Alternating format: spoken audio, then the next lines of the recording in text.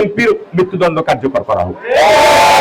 এখন এটা যদি আজকে মাননীয় প্রধানমন্ত্রী তদন্ত করতে যান, দেখবেন এই জামাত ইসলামের নেতারা সব হাও হাও করা শুরু করবে যে আমরা সরকারকে ফেলে দিব, সরকারকে পতন। এত সোজা নয়। আজকে সবচেয়ে দুঃখ লাগে, দেখেন যদিও বিষয়টা ভিন্ন, আপনার সামাজিক যোগাযোগ মাধ্যমে দেখেছেন যে গতকালকে আপনার সাতক্ষীরার একজন এমপির একটা অপকর্ম আজকে ভাইরাল হয়েছে, ঠিক না বেঠিক? এতে আমাদের কি মান ইজ্জত থাকে? বলেন। যারা আজকে ইসলাম ব্যবহার করে রাজনীতি করছেন, আমি বলেছিলাম যে এটা একটা ভণ্ড রাজনৈতিক দল, একেবারে ভণ্ড।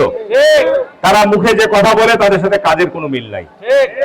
সুতরাং আমি মনে করি এই ধরনের ব্যভিচার, এই ধরনের আজকে আপনার জেনা সমাজে ছড়িয়ে পড়ছে এই সমস্ত অপরাধীদের কারণেই, যারা বিভিন্ন রাজনৈতিক দলের লেবাস ধরে এই সমস্ত আজকে অপরাধ করে বেড়াচ্ছে।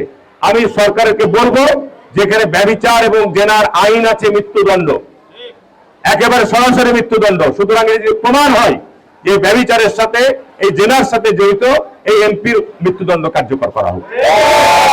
এখন এটা যদি আজকে মাননীয় প্রধানমন্ত্রী তদন্ত করতে যান, দেখবেন এই জামাত ইসলামের নেতারা সব হাও হাও করা শুরু করবে যে আমরা সরকারকে ফেলে দিব, সরকারকে পতন। এত সোজা নয়, ঠিক না বেঠিক বলছি?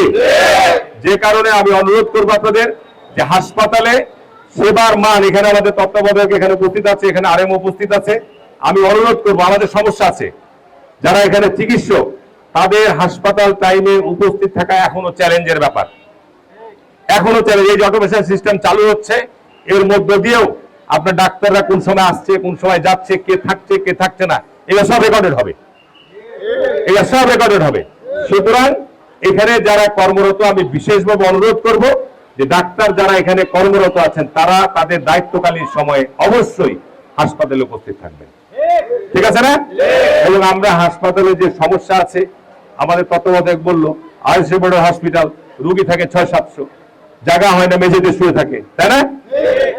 আজকে 250 হসপিটাল, যে কারণে আমাদের জনবল, আমাদের যে সরকারি বরাদ্দ, সেটা দিয়ে রোগীদের সেবা এবং অন্যান্য সেবা দেওয়া সত্যি বড় চ্যালেঞ্জের ব্যাপার। তা আমার বক্তব্য বাড়ালাম না।